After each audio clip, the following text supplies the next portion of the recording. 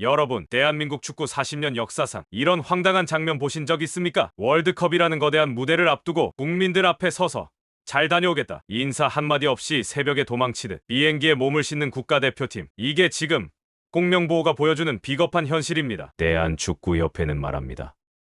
A조 일정이 가장 빠르고 해외파 선수가 많아서 고지대 적응을 위해 솔트레이크시티로 조기 출국해야 한다고요.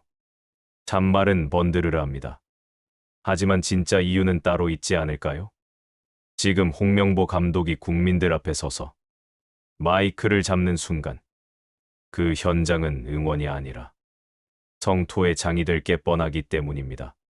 축협 스스로도 감독이 입을 여는 순간 그것이 통제불능의 재앙이 될 거라는 걸 너무나 잘 알고 있다는 증거죠.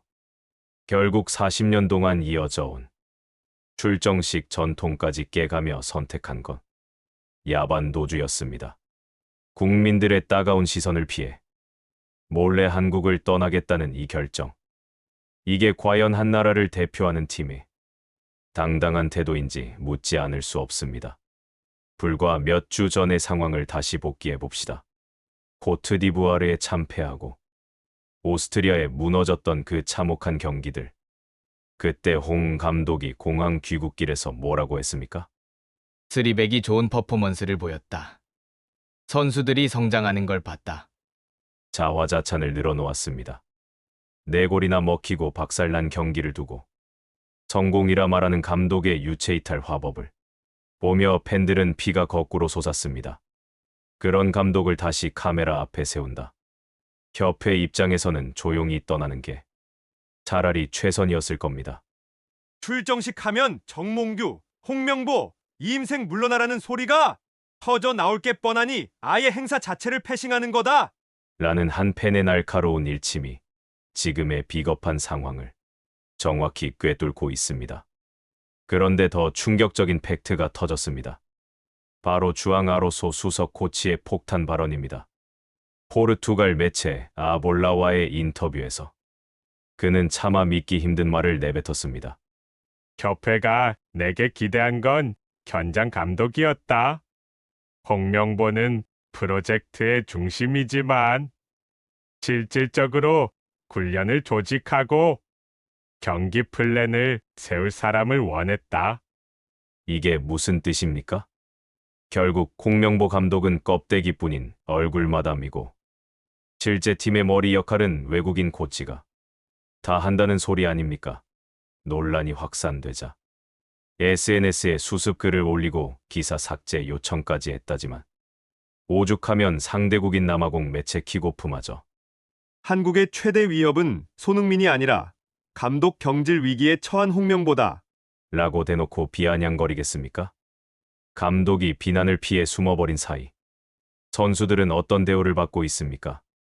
제대로 된 인사도 못하고 떠나는 국내파 선수들의 억울함은 누가 보상해 줄까요?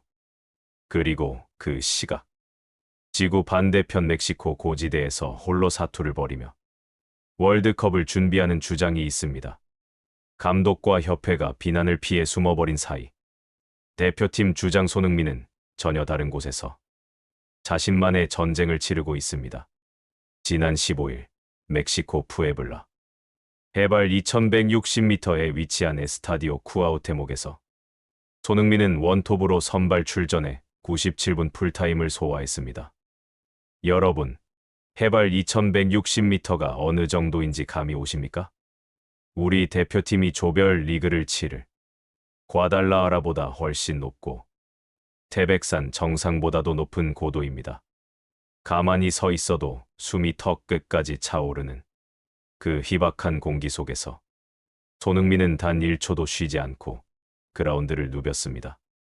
감독은 국내에서 쏟아지는 비판의 화살을 피해 숨기 바쁜데 정작 주장은 월드컵 본선 현장보다 더 혹독한 환경에서 몸소 데이터를 쌓으며 실전 적응을 하고 있는 겁니다. 평지보다 공이 훨씬 빠르고 멀리 날아가는 고지대 특성상 패스 한 번, 트래핑 한 번에도 평소보다 2배 이상의 체력이 소모됩니다. 하지만 손흥민은 수비 라인까지 깊숙이 내려와 팀을 도왔고 경기 막판 기막힌 패스 한 방으로 페널티킥을 유도하며 팀을 준결승으로 견인했습니다. 여기서 끝이 아닙니다. 다음 상대는 톨루카. 무려 해발 2680m입니다. 백두산 높이와 맞먹는 그 극한의 환경으로 또 한 번 걸어 들어갑니다. 누군가는 전술도 없이 얼굴마담 소리나 들으며 조용히 출국할 준비를 할 때 누군가는 숨이 넘어가는 고통을 견디며 월드컵 조별 리그를 직접 온몸으로 예습하고 있는 겁니다. 이런 주장의 투혼에도 불구하고 홍명보 리스크는 경기장 밖에서도 처참한 결과를 만들어내고 있습니다. 바로 방송 중계권 시장입니다. 왜 이런 일이 벌어질까요? 바로 홍명보 감독에 대한 국민적 반감이 시청률 저하라는 직접적인 공포로 이어졌기 때문입니다. 광고주들이 붙지 않고 국민들이 TV를 끄겠다고 선언하는 마당에 어느 방송사가 거액을 들여 중계권을 사겠습니까? 과거 월드컵은 방송사들이 서로 중계하겠다고 싸우던 황금알을 낳는 거위였습니다. 하지만 지금은 홍명보 역효과 한 방에 중계 권료가 헐값이 되어버린 애물단지 신세가 됐습니다. 20억, 40억씩 받아가며 봉사하느라 애쓴다. 팬들의 비아냥이 나오는 이유. 아무 전술도 없는 바보, 전술에 상대 팀만 환호한다. 탄식이 쏟아지는 이유가 바로 여기에 있습니다. 다가오는 5월 18일. 대한민국 축구 국가대표팀은 미국 솔트레이크시티로 떠납니다. 잘못은 홍명보 감독과 축구협회가 저질렀는데 그 비난의 화살을 온몸으로 받아내며 도망치듯 떠나야 하는 건 결국 우리 선수들입니다. 기록을 찾아보면 40년 전에도 출정식을 못했던 적이 있긴 합니다. 하지만 그때와 지금의 차이는 하늘과 땅 차이입니다.